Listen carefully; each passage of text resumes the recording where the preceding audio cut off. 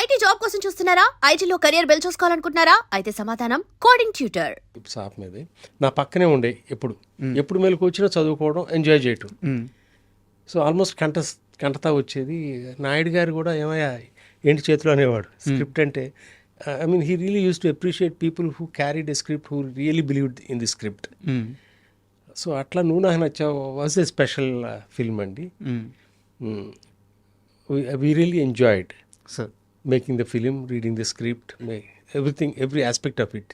Sir, నువ్వు నాకు నచ్చే సినిమాకి మీరందరూ పడ్డ కష్టం ఓకే, అదంతా ఒక ఎత్తు అయితే ఆ సినిమాకు ఒక బ్యూటీ తీసుకొచ్చింది మాత్రం ఆర్తి అగర్వాల్ గారు. సో అంటే దాంట్లో ఒక షాట్ ఉంటుంది సార్ సినిమాలో.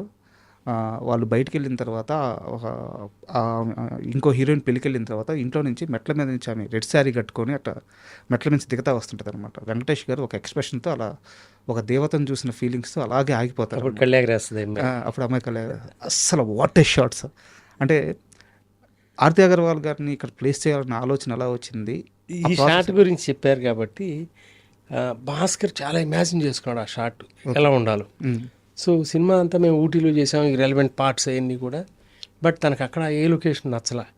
ఇక్కడ రామానాయుడులో రామచంద్రపురం సెట్ ఒకటి ఉంటుంది, ఓకే, ఇంటి సెట్ ఒకటి ఉండేది. ఆ మెట్లు చూడగానే ఇది కదా తను నాకు కావాల్సిందని అనుకున్నాడు తను. అక్కడ ఆర్ట్ డైరెక్టర్ రంగా గారు అంతా సెటప్ చేశారు. సో లొకేషన్ కానీ ప్రతిదండి ఆ బ్యూటీ యాడ్ చేయటం అనేది 4 మాటలు చెప్పేస్తే అయిపోద్ది సీన్ సార్. సో మీకు ఎందుకంత బాగా గుర్తుంది ఆ విజువల్, ఆమె మెట్ల మీద నుంచి దిగి రావటం, అవును, ఆ తర్వాత వెంకటేష్ గారి ఎక్స్ప్రెషన్స్ కానీ, దీనికి అమ్మాయి ఇచ్చిన రియాక్షన్ కానీ, ఇట్స్ బేసికలీ డైరెక్టర్స్ విజన్ అండి ఈ షార్ట్ మేకింగ్. ఓకే, మేము 2-3 అమ్మాయిలు ఇక్కడ అనుకున్నాం ఈ సినిమా. అంటే వెంకటేష్ గారు పక్కన మ్యాచ్ అయ్యి హీరోయిన్, ఓకే, కొంచెం ఆ స్టేచర్ ఉండాలి అని అనుకున్నప్పుడు భాస్కర్కి ఏంటంటే రిచా పల్లోడ్ ఇంట్రడ్యూస్ చేశాను, నువ్వే కావాలి. She was a major factor for the success of that film. తనకి కొత్త అమ్మాయి అయితే క్యారెక్టర్ కనపడుతుంది, ఆల్రెడీ చేసే అమ్మాయి అయితే ఆర్టిస్ట్ కనపడుతుంది. చిన్న సందేహం ఉండేది, ఆ స్టార్డమ్ అన్నీ కనపడకూడదు. Should not see some known artist there. ఈ అమ్మాయి త్రిష, మాళవిక, ఇట్లా కాకుండా ఈ అమ్మాయి నందిని అని తెలియాలంటే కొత్త అమ్మాయి కావాలి. సో ఆ ప్రాసెస్లో తను బాంబే వెళ్ళి అక్కడ మోడలింగ్ ఏజెన్సీస్ వాళ్ళందరితో మాట్లాడితే ఈ అమ్మాయి ఫోటో చూడటం తటస్థించింది. ఎవరు అమ్మాయి అంటే ఆల్రెడీ పాగల్ పని ఒక హిందీ సినిమా మూవీ చేస్తున్నారు, that was a failure. So she went back to America, that's where she came from, న్యూయార్క్. భాస్కర్కి ఏమో అమ్మాయిని చూడలేదు, మరి ఆ అమ్మాయి సినిమాకి సంబంధించిన ఒక క్లిప్ చూసాడో ఏదో కూడా తెలియదు.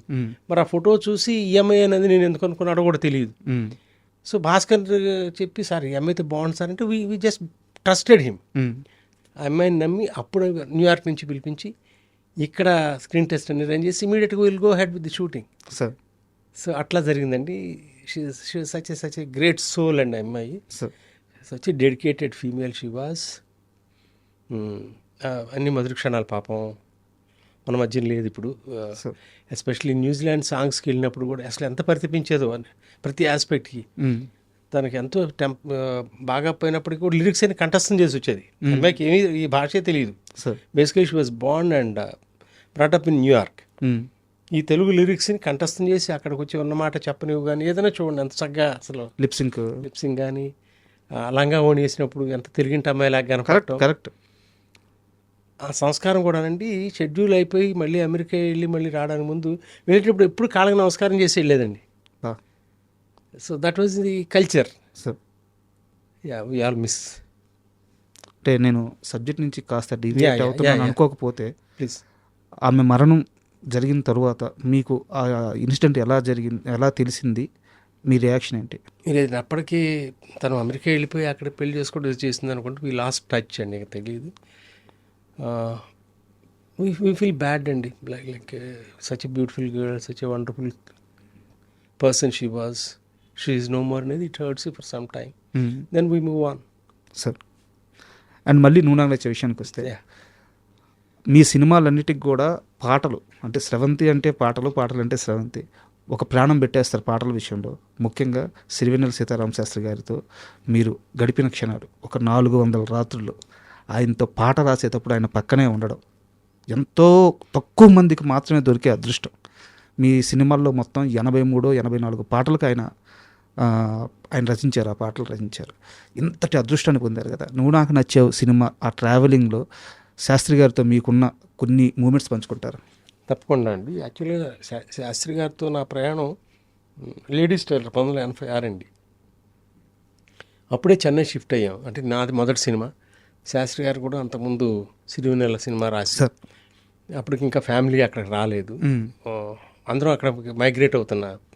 సో ఎక్కువ టైము మాతోనే గడిపేవాడు. మా అందరిది ఒకటి ఏజ్. శాస్త్రి గారు 1955 మే, నేను 55 July sir dates of birth. So ఎప్పుడు నన్ను నెల తక్కువ కానీ అనేవాడు. అరే Ravi. So that bondage was different. నువ్వు నాకు నచ్చావుకు వచ్చినప్పుడు అప్పుడే నువ్వే కావాలి సార్ రాసున్నాడు. కళ్ళలోకి కళ్ళు పెట్టి చూడడందుకు పాట ఎంత గొప్ప పాట, మొత్తం సినిమా అంతటిని. అవును సో నువ్వు నాకు నచ్చావు కూడా తనే రాయాలి మొత్తం సార్. న్యాచురల్గా. భువనచంద్ర గారితో ఒక పాట రాయించుకోవడం భాస్కర్ గారికి అలవాటు. ప్రీతమా సాంగ్ అందుకుని ఫస్ట్ మేము స్టార్ట్ చేసాం, భువనచంద్ర గారు రాశారు. ఇక అక్కడి నుంచి ఈయన రంగప్రవేశం చేశాడు ఓకే శాస్త్రి గారు. సో ప్రతి పాట ఒక మరుపురాని ఇదేనండి. ఆకాశం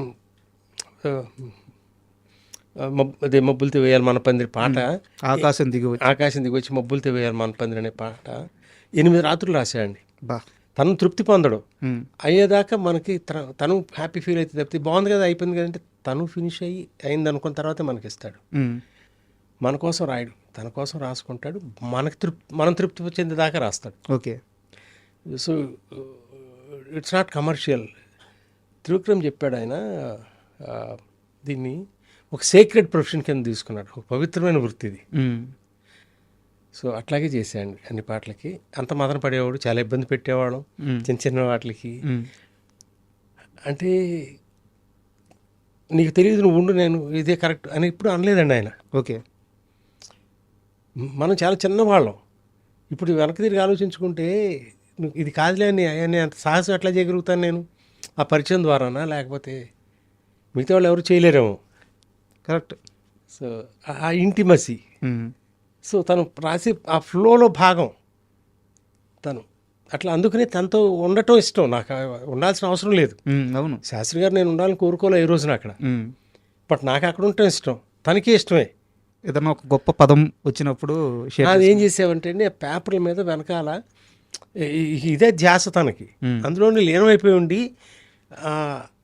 తత్కారానికి చిన్న చిన్న మాటలు రాసుకునేవాడు. అందులో మంచి మాట పోద్దేమో తను వదులుకుంటాడు, ఇటీ అని పేపర్ లాక్కునేవాడిని. ఇది బాగుందిగా రావుడు, ఇదేంటి, దీనికి ఏంటి ఇది అని అక్కడ పెట్టి ఎప్పుడు మళ్ళీ పట్టుకొచ్చేవాడు దాన్ని.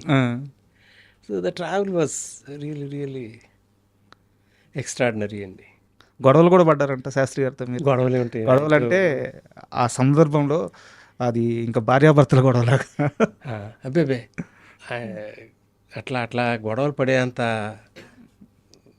పాట కోసమే అల్లరి, పాట కోసమే. మనకి అర్హత ఎక్కడుంది?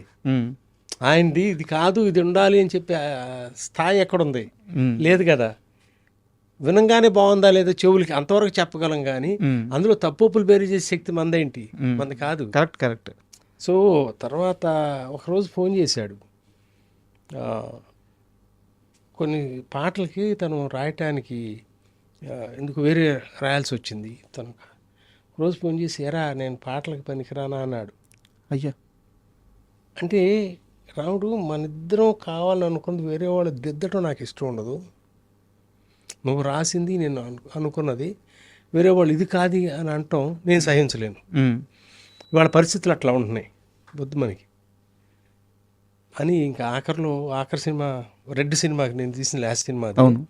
దాంట్లో 2 పాటలు ఆయనే రాశారు, 3 పాటలు. సో ఎవరు ఇంటర్ఫియర్ కాకుండా ఇది నా పాట అని అనుకున్నప్పుడు ఆయనతో, because basically I'm not criticizing anybody అండి, I don't have anybody in mind.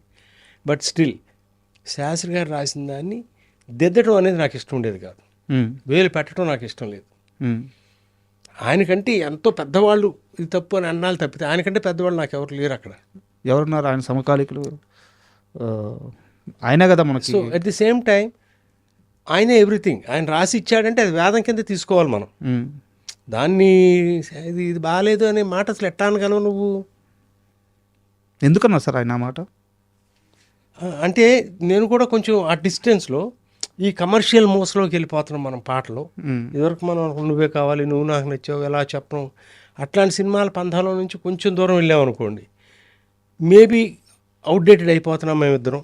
మేమే రైట్ అని అనుకోవడం కరెక్ట్ కాదా, ఇవాళ వాళ్ళతో ట్రావెల్ చేయాలి, మేబీ కొన్ని తప్పులు బహుశా నేను చేసి ఉండొచ్చు. I don't really know the reasons, but me start కోటి గారితో అంతే 14 సినిమాలు కలిసి పనిచేసాం. సార్ నేనంటే ప్రాణం, నాకు కోటి అంటే అంత ఇష్టం. సో మా ట్రావెల్లో కూడా చాలా చక్కటి మ్యూజిక్, శాస్త్రి గారి పాటలు, that we enjoyed that phase అండి. మా బహుశా ఫిల్మ్ మేకర్స్కి అందరికీ కూడా that is golden era. Sir not after that. తర్వాత అవకాశం లేదు. కమర్షియల్ వాల్యూస్ వచ్చి పడి, ఎందుకంటే పాటలో నువ్వు కథ చెప్పినప్పుడు ఆ పాట నిలబడదు, బతకదు. అప్పటికప్పుడు తాత్కాలికం, అది తాటాకుల మంట, అది కాదు కోరుకుంది. నాకు బాగా గుర్తండి, మనసులో మాటకి ఒక పాట రాయాలి, అదేంటంటే బ్రెత్లెస్ సాంగ్, ఏ రాగముంది పాట. దాని ముందు ఒక చక్కటి పాట రాశాడు, అప్పుడు కరెంట్ టాపిక్ మీద రాశాడు. ఓకే, అప్పుడు ఉల్లిపాయ రేటు పెరిగిపోయింది, ఏదో సంథింగ్ హ్యాపెండ్, చాలా బాగుంది వినటానికి. రావుడు 10 సంవత్సరాల తర్వాత వెనక్కి తిరిగి ఆలోచించుకుంటే మనకి ఇది నిలబడుతుందా, లేకపోతే ఎప్పటికీ నిలబడే పాట రాసుకుందామా, ఏం కావాలరా నీకు, అంతే. ఆ పాట పక్కన పెట్టి ఒక అద్భుతమైన పాట రావడం. సో ఇక్కడ వివాదాలు ఏం లేవు, నా అభిప్రాయం చెప్పడం, దాన్ని గౌరవించడం. ఓకే, సో అది నా అదృష్టం. ఒక గొప్ప జర్నీ సార్. అండ్ నూనా నచ్చే సినిమాలో మరో అద్భుతమైన క్యారెక్టర్ వచ్చేసి బంతి, సునీల్ గారిది. సునీల్ అంటే మనం ఈ సినిమా జర్నీలోకి వెళ్ళే ముందు సునీల్ గారి గురించి, త్రివిక్రమ్ గురించి మాట్లాడుకునే ముందు వాళ్ళిద్దరి స్నేహం మీకు అర్థమైన మొదటి క్షణం ఏంటి? నాకు నువ్వే కావాలి సినిమా, తరుణ్ హీరో. ఓకే, వాడు చూస్తే అప్పుడే బడి నుంచి వచ్చిన లాగా ఉంటాడు, స్కూల్ నుంచి. రిచా, ఎన్నుకున్న కథ. త్రివిక్రమ్ వచ్చి సునీల్ని పరిచయం చేసి, నా ఫ్రెండు ఇతను చేస్తున్నాడు ఆ క్యారెక్టర్ అనగా నాకు అర్థం కాల. సీను ఇతనే కదా నువ్వు చెప్పింది, అవును ఓకే సీను అన్నా తప్పితే నాకు నిజంగా అతను అంత బాగా పెర్ఫామ్ చేస్తాడు నాకు తెలియదు. అంటే అతను పెర్ఫామ్ చేయటం నేను అనుకోవడం కంటే కూడా త్రివిక్రమ్కి తెలుసు. ఓకే, అవును, వాళ్ళిద్దరు ఫ్రెండ్స్ కదా. సో సునీల్తో ఏది వర్కౌట్ అవుతుందని తనకి తెలుసు. అందులో కానీ తర్వాత నూనెలో బంతి క్యారెక్టర్ కానీ, ఇప్పుడు కూడా బంతి క్యారెక్టర్ గురించి మీరు అంత ప్రశ్న వేసే అంతగా గుర్తుండిపోయాడంటే త్రివిక్రమ్ రాసిన మాటలకి, తన ఎక్స్ప్రెషన్స్. అవును, నిన్న ఎవరో కూడా అడుగుతా, అవుతారు బాబు మీరు ఎప్పటికైనా కలెక్టర్ అవుతారని అనే సీను. మ్యాజిక్ అందరూ భాగస్తులేనండి అందులో. సార్ ఎంఎస్ నారాయణ గారి దగ్గర నుంచి ఎవ్రీబడి కాంట్రిబ్యూటెడ్. అంటే నా క్వశ్చన్ సార్, సారీ మళ్ళీ రిపీట్ ప్లీజ్. వాళ్ళిద్దరి మధ్య స్నేహం మీకు అర్థమైన క్షణం ఉంటుంది కదా. అంటే ఉదాహరణకి మీరు పంజాగుట్లో త్రివిక్రమ్ గారి కోసం వెళ్ళినప్పుడు అక్కడ సునీల్ ఉండడం కానీ, వాళ్ళిద్దరు ఒకరి గురించి ఒకరు మాట్లాడుకునేటప్పుడు మాటల మధ్యలో వారి టాపిక్ రావడం కానీ, ఇలాంటి ఒక క్షణం, వాళ్ళ స్నేహం మీకు అర్థమైన క్షణం ఏంటి? అంత క్లియర్గా చెప్పలేను కానీ వాళ్ళిద్దరూ చాలా మంచి స్నేహితులు కాబట్టి నువ్వే కావాలోకి సునీల్ వచ్చాడు. ఓకే, అట్లా కంటిన్యూ అయ్యాడు అతని జర్నీ. సార్ అంటే త్రివిక్రమ్ తీసుకురాకపోతే సునీల్ వచ్చేవాడు కాదా, అతనికి స్థాయి ఉండేది కదా అనేది హైపోథెటికల్ క్వశ్చన్ అండి, దేనికి ఎవరు సమాధానం చెప్పలేరు. సార్ అది అలా జరిగింది. అండ్ ఆ అవకాశాన్ని తను పుణికి పుచ్చుకున్నాడు Sunil. So it really help his career sir. Really. Sir నూడాంగ్ నచ్చేవ్ లాంటి ఒక గొప్ప సినిమా గురించి లెక్కల్లో మాట్లాడడం తప్పు. అయితే ఈ జనరేషన్కి ఆ సినిమా వాల్యూ అర్థం అవ్వడానికి, అంటే కంటెంట్ పరంగా ఎలాగో అర్థమైపోయింది, ఎందుకంటే టీవీలో చాలామంది చూశారు. అప్పటి లెక్కల ప్రకారం సినిమాకి ఎంత ఖర్చు అయింది, ఎంత వసూలు చేసింది, కాస్త లెక్కల్లో చెప్తారు. అది చెప్పడానికి నాకు మనస్కరించదండి, ఎందుకంటే ఇవాళ లెక్కలేస్తున్నాం మనం, మాది అన్ని కోట్లు చేసింది, ఇన్ని కోట్లు చేసిందని. ఖర్చు పరంగా కావాలంటే చెప్పగలను, దాంట్లో దాపరికం ఉండదు. వెంకటేష్ బాబు రెమ్యునరేషన్ కాకుండా 4.3 crores 4.5 crores అయిందండి ఆ సినిమా. సినిమా చాలా బాగా ఆడింది, అది అందరికీ తెలిసిన విషయమే. ఎన్ని చోట్ల ఎంత బాగా ఆడింది అనేది మేము పట్టించుకునే వాళ్ళం తప్పితే ఎంత కలెక్ట్ చేసింది, ఎంత లాభాలు వచ్చినాయి, some as a film maker I don't know, I don't belong to that category where I counted how much it made. Sir. I always count how well it ran, how well it was received by the audience. ఎన్నాళ్ళు గుర్తుపెట్టుకున్నారు. గుండమ్మ కథ గురించి మనం ఏమన్నా అనుకుంటాం ఎంత collect చేస్తుందని. అందుకే sir నేను క్వశ్చన్ స్టార్టింగ్లోనే ఐ అండర్స్టాండ్. ఇవాళ రేపు ఏమైందంటే ప్రతి వాళ్ళు దాన్ని రూపాయల్లో కన్వర్ట్ చేస్తున్నారు ఆడియన్స్ అభిమానాన్ని. అది కొలబద్ద కాదు, ఎన్నాళ్ళైనా మేము వచ్చి మేము చూస్తాను ఈ సినిమా అనేది నిజమైన మన త్రివిక్రమ్ కూడా అన్నాడు, కొన్ని సినిమాలు డబ్బులు తెస్తాయి, కొన్ని సినిమాలు కీర్తి తెస్తాయి, కొన్ని సినిమాలు మాత్రమే గౌరవాన్ని తీసుకొస్తాయి, ఆ రెస్పెక్ట్ అనేది. అవును. ఇవాళ ఒక నువ్వు నాకు నచ్చావో, నువ్వే కావాలో, నువ్వు ఇట్లాంటి సినిమాలు తీసావనుకోండి, Nenu Sailaja, all these films, I feel proud to announce that yes I made those films. Nobody నేను దాంట్లో డబ్బులు సంపాదించని చెప్పుకోవటం నాకు చాలా చిన్నతనంగా అనిపిస్తుంది. They don't really matter. ఎంత మంచి సినిమా తీసామనేది it matters all the time. Sir thank you sir. Thank you అండి. Happy new year to all అండి, especially my friend Vasu. Thank you for inviting me here, and also for all the viewers, very happy new year to all of you. Thank you అండి. Thank you sir.